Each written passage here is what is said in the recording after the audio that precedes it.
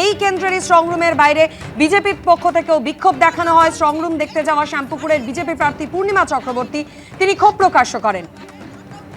এই মুহূর্তে ক্ষুদিরাম অনুশীলন কেন্দ্রের স্ট্রং রুমের বাইরের ছবিটা ঠিক কি রকম আরো বিস্তারিত দেখাবেন প্রতিনিধি ময়ূক ঠাকুর চক্রবর্তী সরাসরি আমাদের সঙ্গে রয়েছেন। ময়ূক, দেখাও আমাদের সেই ছবি।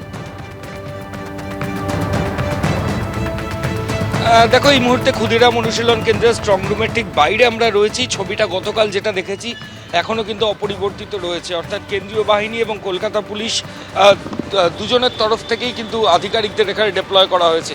আমাদের ক্যামেরা পার্সন শান্তনু দত্ত যে ছবি দেখাচ্ছে, দেখো সেন্ট্রাল ফোর্সের যারা অফিসিয়ালস তারা রয়েছেন এবং কেন্দ্রীয় বাহিনীর আধিকারিকরা শুধু এই ক্ষুদিরাম অনুশীলন কেন্দ্রের সামনের জায়গা নয়, এখান থেকে সামনে নেতাজি ইন্ডোর স্টেডিয়াম এনআইএসের যে মেন গেট, সেই যে রাস্তা তার বাদিকটা পুরো ব্যারিকেড করে দেওয়া হয়েছে।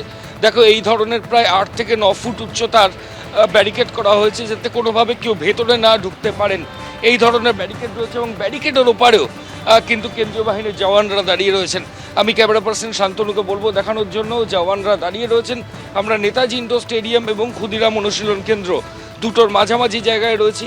নেতাজি ইন্ডোর স্টেডিয়াম এটা অত্যন্ত গুরুত্বপূর্ণ পয়েন্ট কাউন্টিংয়ের ক্ষেত্রে।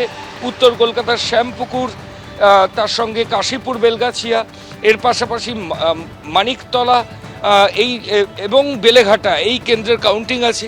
এবং এই উত্তরের যে কেন্দ্রগুলো রয়েছে তার যে স্ট্রং রুম সেটাই কিন্তু এই নেতাজি ইন্ডোর স্টেডিয়াম লাগোয়া যে ক্ষুদিরাম অনুশীলন কেন্দ্র সেখানে করা হয়েছে। কিছুক্ষণ আগেই শ্যামপুকুর বিধানসভা কেন্দ্রের তৃণমূল কংগ্রেস প্রার্থী শশী পাজা তিনি ভেতরে এলেন এবং এই মুহূর্তে তিনি ভেতরে গেছেন। গতকালই আমরা দেখেছি নির্বাচন কমিশনের তরফ থেকে কুপন করে দেওয়া হয়েছে যে এখানে সিসিটিভি যারা সার্ভিলেন্স করবেন তারা যে রাজনৈতিক দলের হয়ে যাচ্ছেন সর্বাধিক 10 জন যেতে পারবেন এবং প্রত্যেকের কাছে একটা কার্ড থাকবে।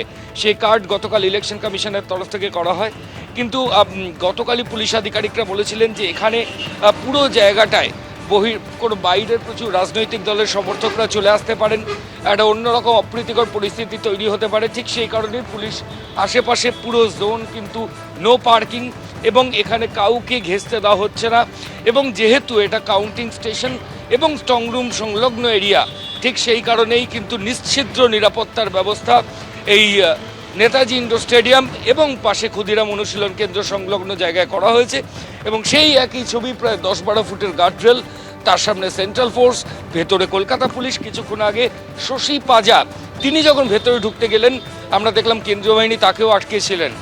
পরে কলকাতা পুলিশের আধিকারিকরা এসে তার পরিচয় এবং প্রার্থী বলার পর তাকে কেন্দ্রীয় বাহিনী ছাড়লেন।